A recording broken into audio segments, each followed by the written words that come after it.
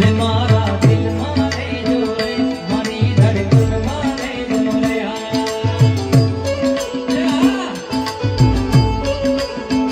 રે મારા દિલમાં રહેજો રે મારી ધડકન. આ રચના ઉત્તર ગુજરાતના સુપ્રસિદ્ધ ગાયક એવા મારા મોટા બેન સમાન અમારા કાજલબેન મહેરિયાનું બાપુ આ રચના છે અને ખૂબ પ્રચલિત છે. એટલે આ ભાઈઓની યાદી છે ત્યારે